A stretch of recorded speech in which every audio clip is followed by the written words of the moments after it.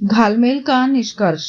आप लोगों ने ऊपर साक्ष्यों के साथ प्राकृतिक हिमखंड रूपी स्तूप से निकलने वाली गंगोत्री में विपस्सना जैसी मंदाकिनी और अलकनंदा जैसी आर्य सत्य के मिलने से बनने वाली कुदरती ज्ञान रूपी बौद्धिक गंगा को देखा। इसी कुदरती बुद्धि रूपी गंगा में लगभग 1000 वर्षों के बाद से अवलोकितेश्वर रूपी परंपरा की उत्पत्ति होती है, जिसमें कुछ व्यक्ति अपने आप को अलौकिक ईश्वर समझने लगे, जिसका परिणाम इस बौद्धिक रूपी शील समाधि प्रज्ञा वाली गंगा में से इन लोगों ने अपने स्वार्थ में हुबली और पद्मा जैसी कई अन्य छोटे छोटे शैव पंथ, वैष्णव पंथ और शाक्त पंथ का उद्गम करने लगे, जिसको आप लोगों ने साक्ष्यों के साथ ऊपर में देखा है। ये हुगली जैसे शैव पंथ और पद्मा जैसे वैष्णव पंथ ही आगे बंगाल की खाड़ी में मिलकर खारा पानी के जैसे छुआछूत वाला विध्वंसक वैदिक संप्रदाय बनता है, जो समुद्री खारे पानी जैसा किसी के पीने लायक, भोजन बनाने लायक या किसी के खेती करने जैसे अन्य कार्यों के लायक भी नहीं होता है। आज उसको लोग सिर्फ देख सकते हैं कि मेरी वैदिक समूह रूपी खाड़ी इतनी विशाल है। इतने साक्ष्य देखने के बाद भी यदि कोई व्यक्ति इस वैदिक संप्रदाय रूपी युग को 850 ईस्वी से ऊपर का मानता है, तो यह सिर्फ उसकी मान्यता हो सकती है, लेकिन उस मान्यता को साक्ष्यों के साथ साथ जान्यता में बदलने का काम आज तक कोई नहीं कर पाया है। वैसे यदि कोई बंधु बांधव है जो इस वैदिक सभ्यता, वेद ग्रंथ, संस्कृत की ऋचाओं और ईश्वरीय मूर्ति का कोई प्राचीन कालीन साक्ष्य दिखा सके, तो उनका स्वागत है।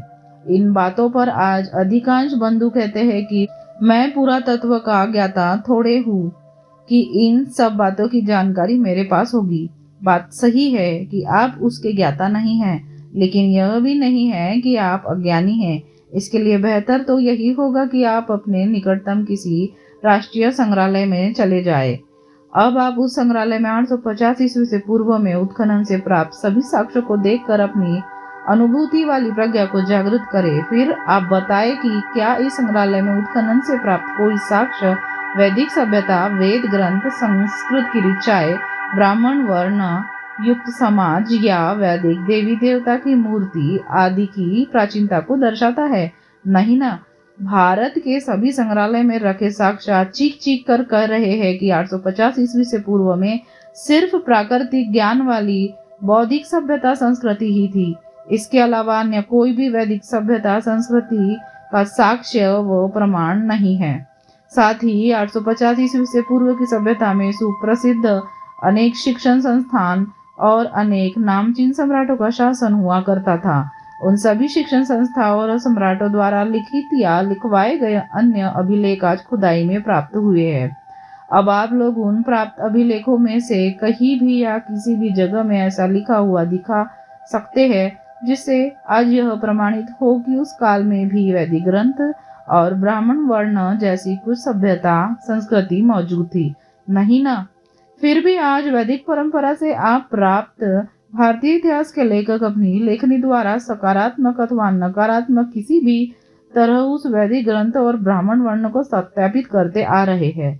आज उसी का परिणाम है कि उन लेखकों द्वारा लिखित सभी किताबों से शिक्षित अधिकांश लोग ब्राह्मण वर्ण और वैदिक ग्रंथों की पुरातात्विक प्रामाणिकता को देखे बिना ही उसको मानते हुए अनुसरण करते चले आ रहे हैं। भाई, उस लेखक को तो ऐसा लिखने से सामाजिक तौर पर मान सम्मान प्राप्त हो रहा है, लेकिन उनके अनुयायियों को क्या मिल रहा है? भवतु सर्वमंगलम।